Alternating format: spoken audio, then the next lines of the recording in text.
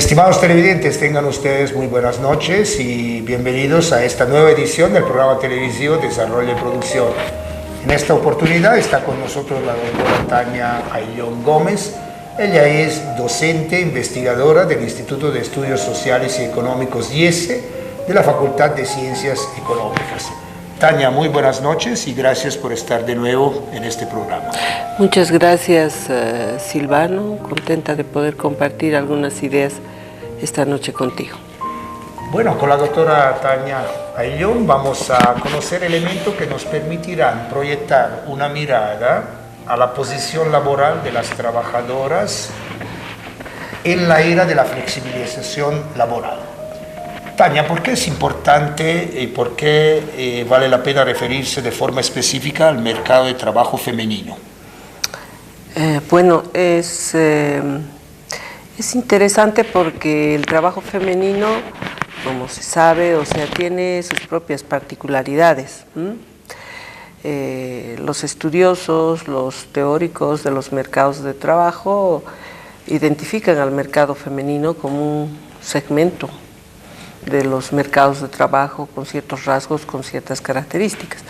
Ahora, digamos, ya en la coyuntura actual, es interesante también ver esto porque es un periodo en el cual se habla mucho de la igualdad de sexos, de la igualdad de género, se sacan reglamentos, se sacan leyes para buscar neutralizar, digamos, la situación de opresión que vivimos las mujeres en todos los espacios y por supuesto también en el espacio laboral.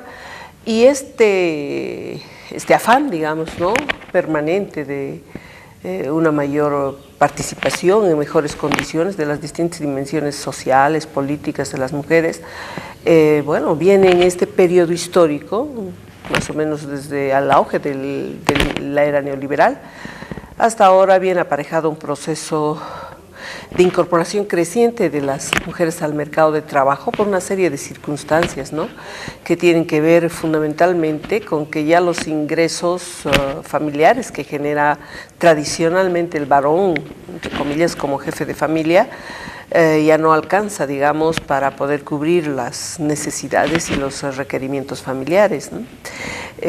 También el hecho de que las mujeres en muchos casos, son mujeres solas que asumen la responsabilidad del hogar, en fin, una serie de elementos que además han ido, digamos, paralelos, ¿no ve?, históricamente a la creciente flexibilización del mercado laboral, del mercado de trabajo, ¿no? Entonces ahí lo que vemos es una serie de condiciones, ¿no?, que hacen interesante, digamos, detenerse también a reflexionar sobre la posición laboral de las mujeres dentro de este espectro, ¿no?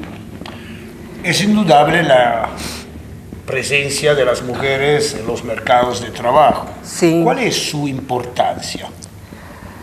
La presencia en términos, yo puedo hablar, digamos, en términos nacionales y regionales y tal vez referidos a los sectores de la industria, de servicios, de la construcción, que es donde yo desarrollo mi trabajo concreto de investigación, y lo que se puede ver de manera más o menos general es que en el sector, por ejemplo, privado, las mujeres como fuerza de trabajo conforman un tercio, ¿no?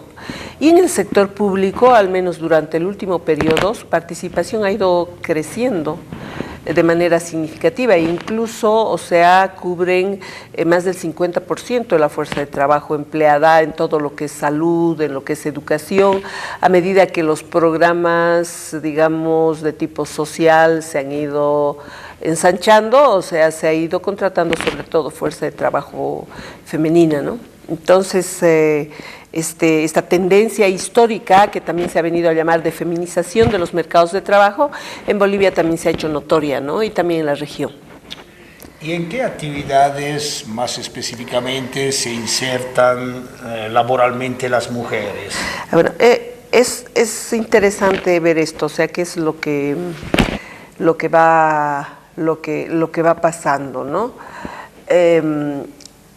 De manera creciente, en lugar, digamos, de retroceder, lo que vemos como característica en los mercados internos de trabajo y en los mercados externos es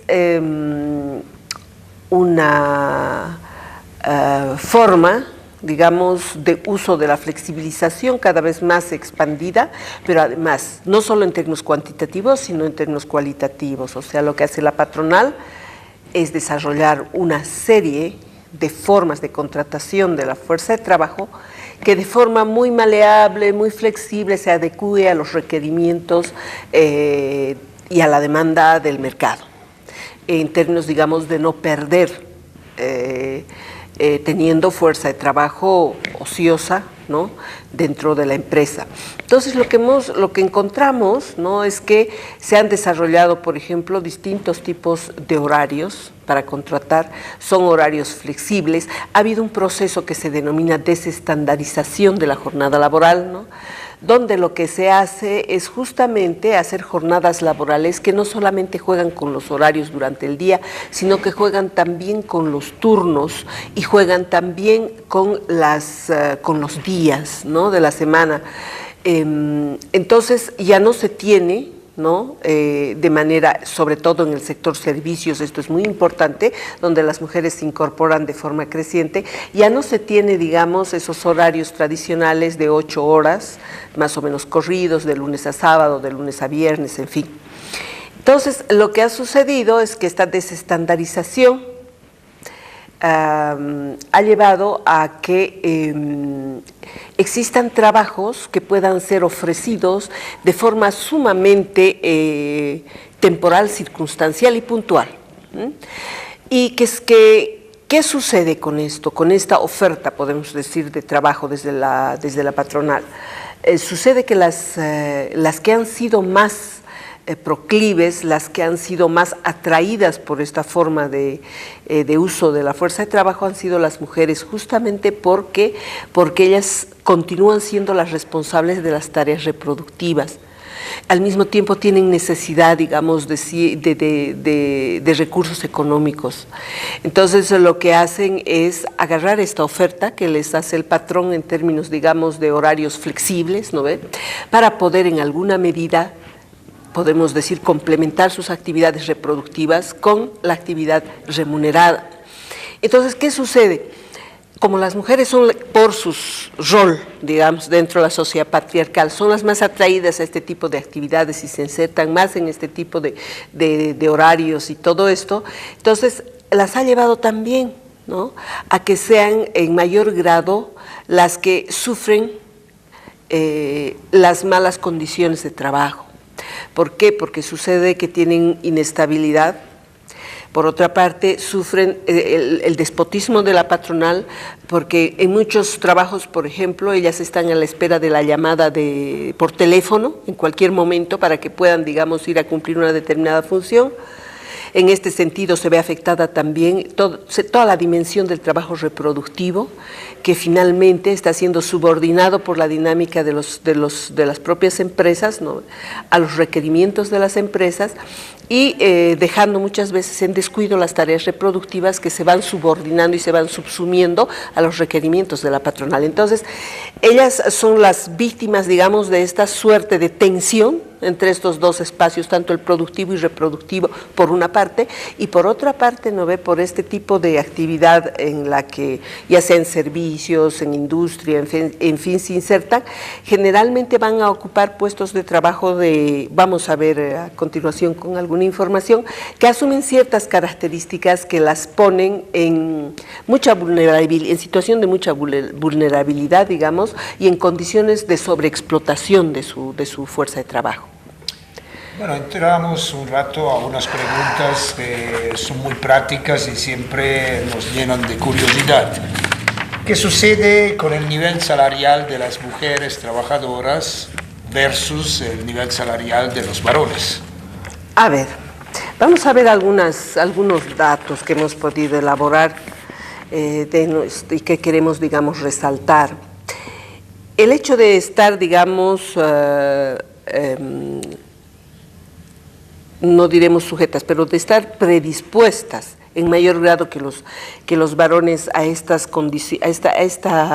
franja, digamos, de actividades de diversa índole y que se caracterizan por esta intensa flexibilidad y desestandarización de la jornada laboral, como te había dicho. Entonces, generalmente hace que ellas se ocupen puestos, ¿no?, que pueden ser fácilmente reemplazables y de y que no requieren mayor cualificación.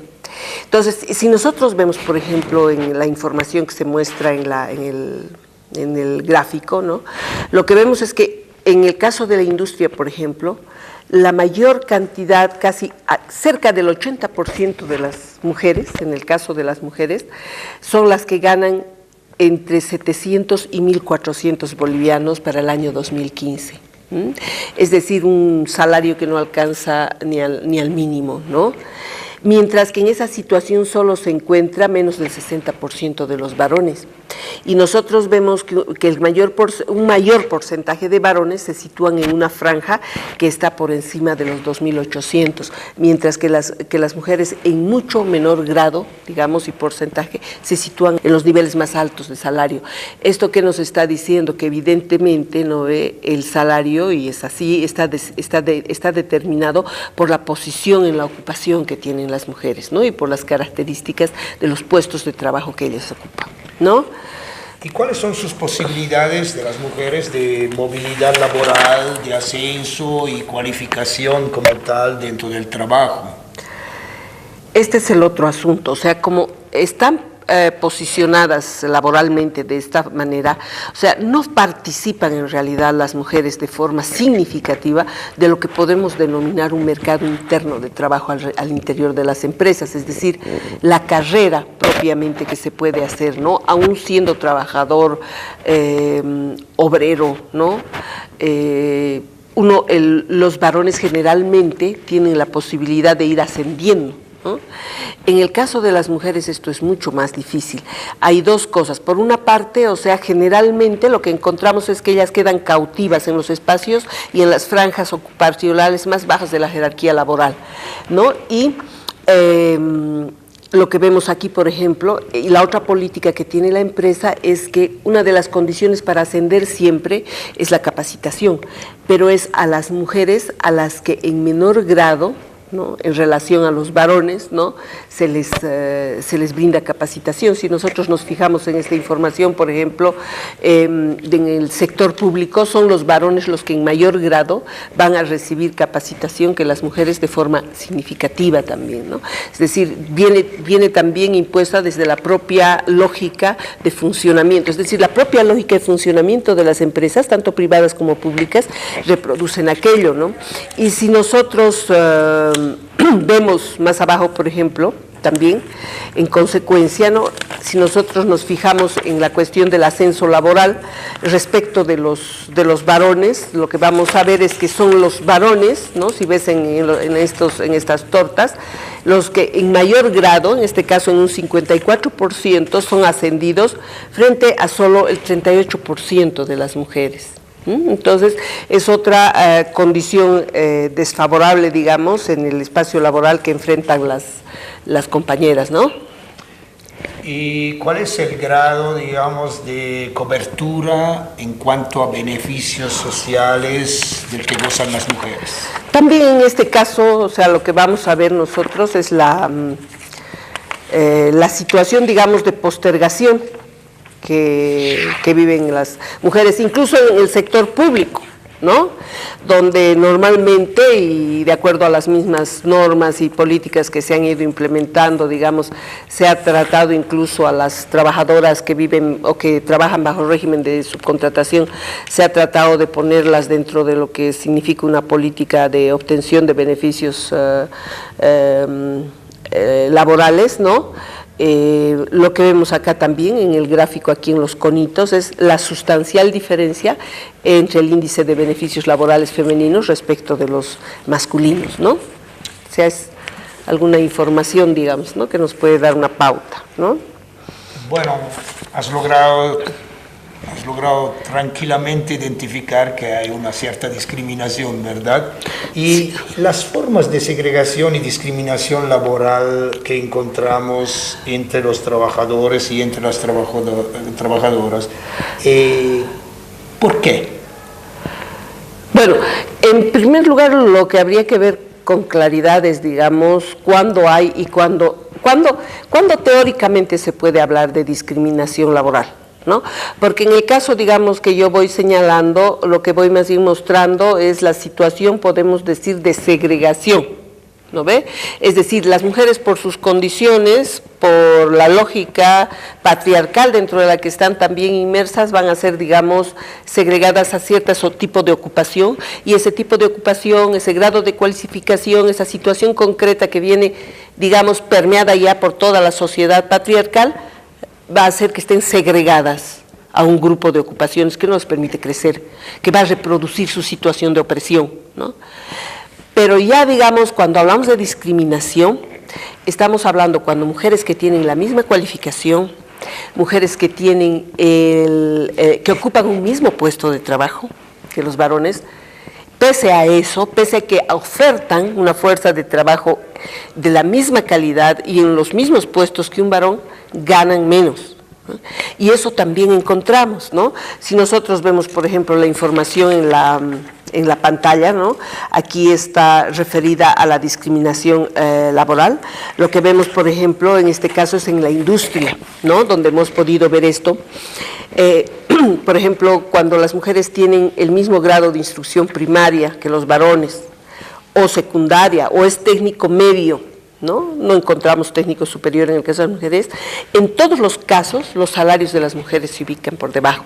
Y es algo que continuamente también ellas, digamos, durante entrevistas y como dirigentes sindicales con las que conversamos, ellas siempre se preguntan ¿por qué nosotros ganamos menos que los varones, pese a que hacemos las mismas tareas o pese a que tenemos el mismo grado de cualificación, ¿no? Entonces, es decir, bueno, existen esas dos situaciones que caracterizan este mercado laboral y decir, bueno, ¿qué es lo que finalmente pasa? O sea, ¿por qué, digamos, la empresa se convierte en una unidad que reproduce la segregación, la discriminación, la opresión entre los sexos, ¿no? ¿Cuáles son las razones, no ve, que aunque se hagan los debidos esfuerzos ahí en términos legales, no funcionan? O sea, el asunto de fondo es que, y evidentemente hay estudios sobre el tema, ¿no?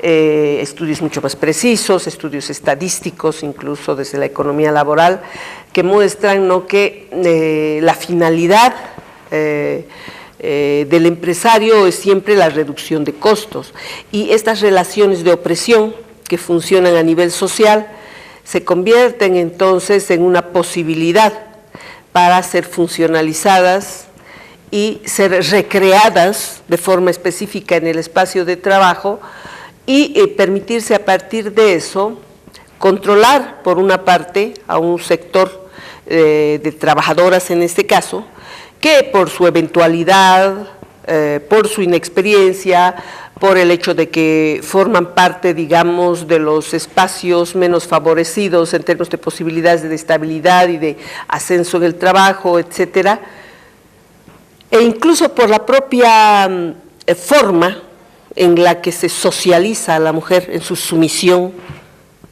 a la autoridad patriarcal, son funcionales para ser, digamos, el sector más explotado del proletariado, ¿no? Por una parte. Y en la medida en que son el sector más explotado, se vuelven funcionales también para reducir costos y reducir riesgos. En este caso, ahora ya con el crecimiento de la flexibilidad laboral, con la ampliación, digamos, ¿no? Entonces, este ejército, podemos decir, de obreras fluctuantes que entran y salen permanentemente de acuerdo a la dinámica que tiene el mercado, ¿no? Finalmente responden a la lógica de la ganancia privada, ¿no? La forma en la que se gestiona, digamos, eso es, ¿no? Bueno, primero que nada, gracias por la aclaración con respecto a los dos términos entre discriminación y segregación. En segundo lugar, me parece que, bueno, se denota que estas prácticas, bueno, van de una cierta filosofía de aprovechamiento, van al abuso. Y frente a todo esto, ¿cuál es la participación femenina? ¿Cuál es la respuesta a través de su participación en la organización sindical y lo que significa la lucha para mejores condiciones de trabajo?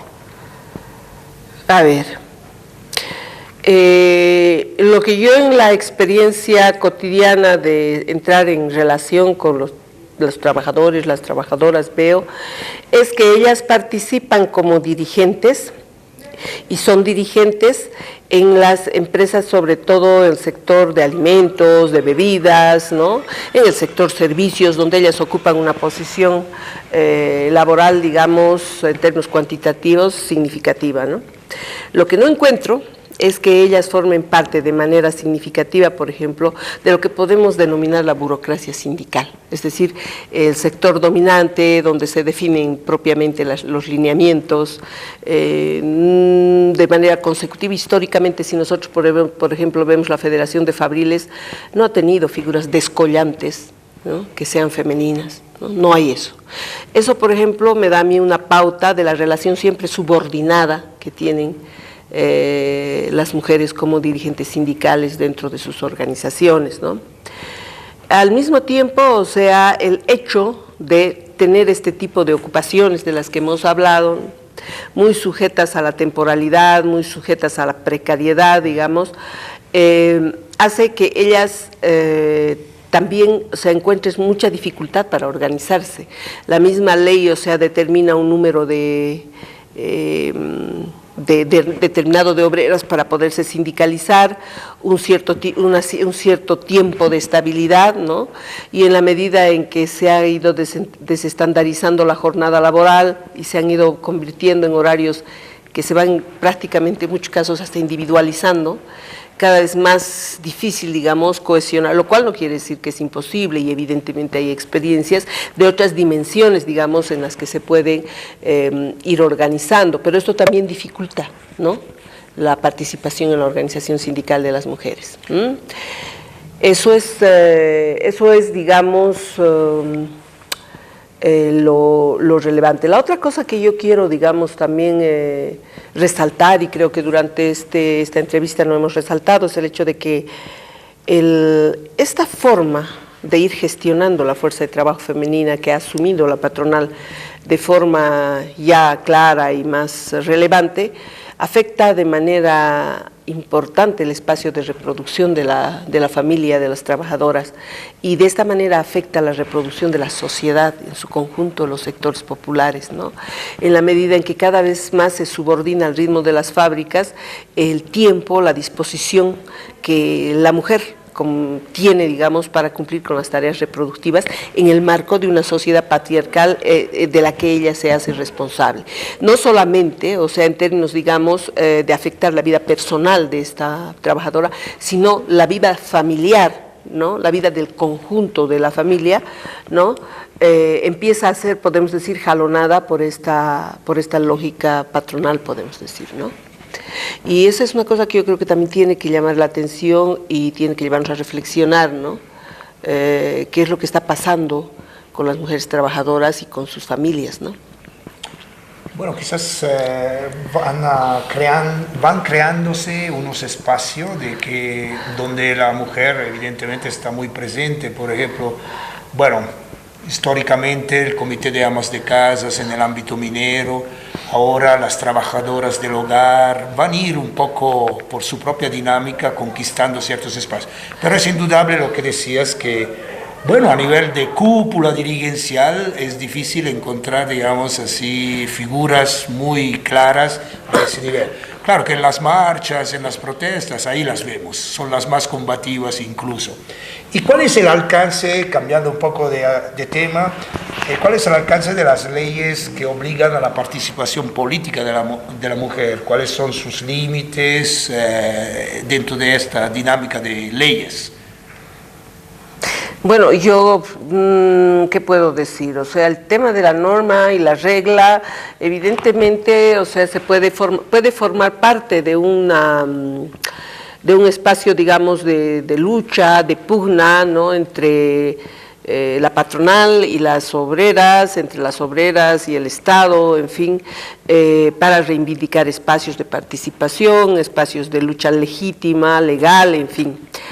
Pero lo que vemos es que pese a los decretos de que tiene que ser o el 50% o el tanto por ciento o más del 50%, etcétera, en los hechos son las propias condiciones, ¿no?, económicas, sociales, que dinamizan y que forman la historia y el cotidiano, digamos, de esta sociedad, donde hay que actuar para poder, digamos, pensar en que la mujer pueda salir del cautiverio de opresión en el que vive en pleno siglo XXI. Y bueno, después de que ya mucha agua ha corrido bajo el puente, nosotros, y lo que nos tiene que llamar la atención, es que estos mecanismos, estos canales, estos tentáculos, o sea, siguen funcionando unas veces de forma muy evidente, otras de forma muy sutil, y reproduciendo la condición de opresión de las mujeres, ¿no? Bueno, Tania, muchísimas gracias por este programa. Quizás para concluirlo, ¿tienes alguna recomendación, alguna observación más? No, a mí me parece que es importante así visualizar que la lucha de las mujeres, en la medida en que el capital, digamos, va tendiendo sus tentáculos de forma cada vez más clara hacia las propias condiciones de vida de las familias obreras, trabajadoras, imponiendo cada vez más horarios, condiciones de trabajo para sobreexplotar la fuerza de trabajo de las mujeres, nos llama, digamos, a que ellas tengan una mirada unificadora de su lucha, a que convoquen a todos a luchar, digamos, por mejores condiciones de trabajo y por mejores condiciones de vida, porque afectar la vida de trabajo de las mujeres es afectar la vida de toda la sociedad y de toda la familia, ¿no? Entonces yo creo que esto, que al mismo tiempo aparece como una cuestión negativa, hay que tener la capacidad de volcarla en un proyecto positivo de lucha, de reivindicación que unifique a la mujer con el conjunto de la familia y con el conjunto de la sociedad, que es la que finalmente se ve perjudicada por las prácticas del capitalismo guiado por la propiedad privada, ¿no? Bueno, interesante sobre todo esta señal de alerta que nos lanza la doctora Tania Ayllón Gómez. Me parece que hay que recuperarla. Y también, bueno, fuese nomás por un simple compañerismo entre trabajadores, obreros, ver la necesidad de incorporar siempre en la lógica de las reivindicaciones, de las luchas, también los pedidos o las necesidades que tienen las mujeres. Estimados televidentes, hoy tuvimos la suerte de conocer una mirada a la situación, a la posición laboral de las trabajadoras en la era de la flexibilización laboral. Esperamos que el tema haya sido de su agrado. Gracias por estar con nosotros. Hasta una próxima oportunidad. Muy buenas noches.